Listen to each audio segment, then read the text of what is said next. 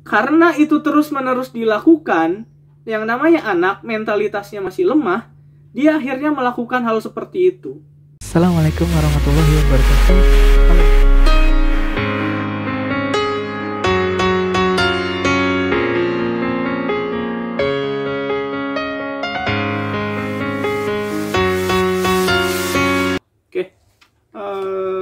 Menarik sekali ya diskusi hari ini, termasuk pertanyaan terakhir yang memang hari-hari ke belakang kita semakin semakin marak sepertinya terjadi di mana-mana, bahkan di lembaga atau institusi pendidikan sekalipun itu terjadi.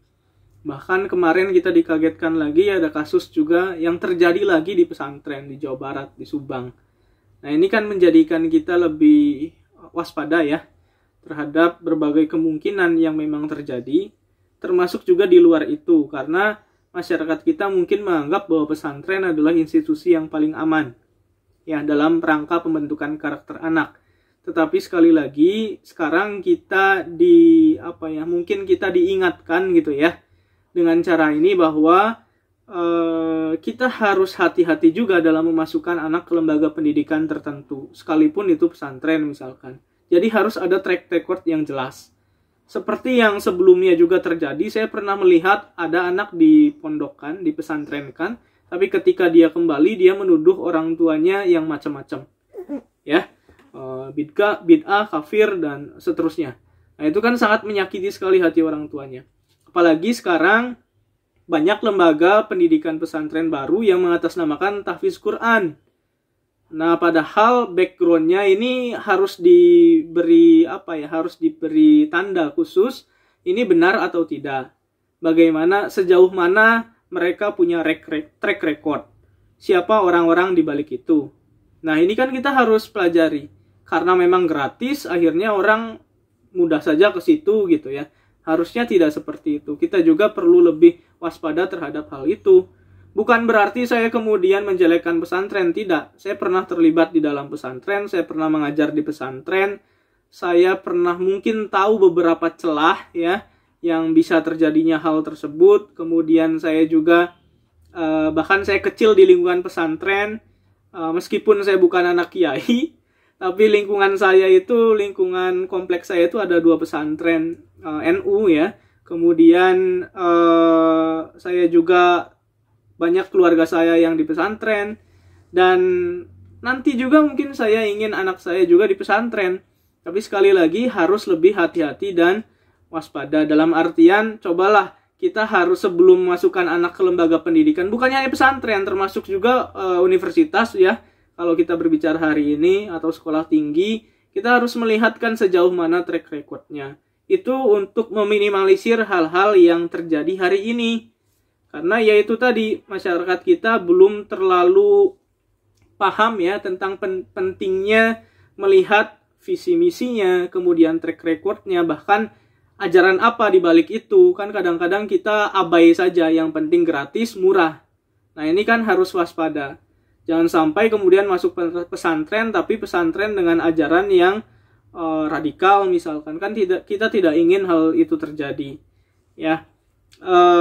Nah, berikutnya, tapi saya masih ini dulu ke Miftah ya, tentang yang perlindungan terhadap korban memang masih begitu lemah ya di kita. Termasuk juga respon masyarakat terhadap korban itu kan masih bisa dikatakan kurang baik atau mungkin juga buruk ya. Ya, kita tahu misalkan ada orang yang kena kemudian itu viral, biasanya kan kita justru malah memaki-maki, bukan memberikan dorongan. Tetapi di satu sisi juga pernah ada kasus di mana orangnya berani speak up. Misalkan dokter gigi yang di Bandung tuh, bukan dokter gigi, yang pasang gigi ya, behel ya. Ada nggak yang pernah tahu kasus pelecehan itu? Dia kan berani speak up. Kemudian masyarakat kita, netizen kita ramai-ramai mendukung. Jadi artinya di satu sisi memang ada kelompok masyarakat dalam kasus tertentu yang memang justru memberatkan korban. Tetapi di satu sisi juga ada juga kelompok masyarakat yang mendukung secara moral agar pemulihan mental korban. Ya, jadi, nah inilah kita pentingnya untuk belajar. Makanya saya titip ke Randi, ke yang lain gitu ya. ketika mendapati isu tertentu, jangan terburu-buru untuk menghakimi. Karena kita sebagai orang yang terdidik tidak perlu menghakimi. Ya, tugas menghakimi itu Tuhan saja, Allah saja. Kita hanya mencari tahu kebenarannya seperti apa. Kalau ada A mengatakan demikian, kalian cari tahu B faktanya bagaimana. Ya, agar kita bisa menemukan kebenaran itu. Nah, ini pentingnya belajar. Jadi, meskipun tadi saya senang ya ada beberapa data yang disebutkan, itu bagus sekali. Ya, jadi artinya kalian sudah punya rasa ingin tahu, dan rasa ingin tahunya itu bukan sekedar omong kosong, tetapi berdasarkan bukti. Pak, tetapi apakah bukti itu bisa dimentahkan? Bisa, cari bukti yang lain, cari data yang lain. Nanti kalian berpikir di situ, nah akhirnya menghasilkan kesimpulan. Itulah yang nanti kalian pelajari dalam penulisan skripsi. Menemukan kebenaran kan dari pertanyaan yang kalian kemukakan di dalam latar belakang penulisan. Nah, itu pentingnya kita menjadi seorang pelajar, menjadi seorang mahasiswa. Apalagi ada kata maha, besar, ya gitu ya. Jadi itu yang membedakan kalian dengan yang lain. Nah, balik lagi ke persoalan perlindungan.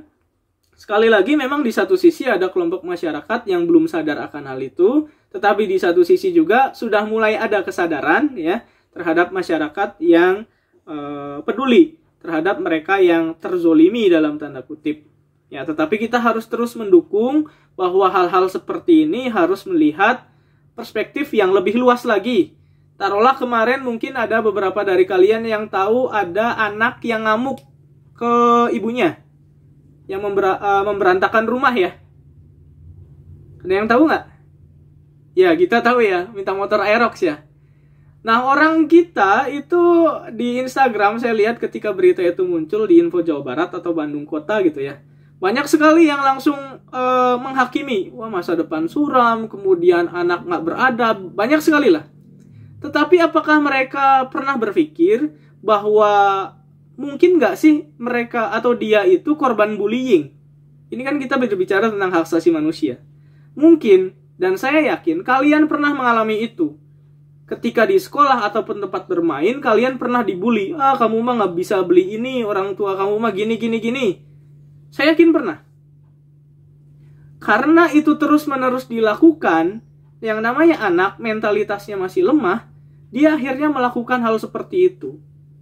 Maka kita sebagai orang yang terdidik harus hati-hati mengeluarkan statement, termasuk di media sosial. Jangan sampai akhirnya, karena saya yakin anak itu masih memiliki rasa malu. Kenapa? Karena ketika disorot kamera, dia langsung menutup wajahnya.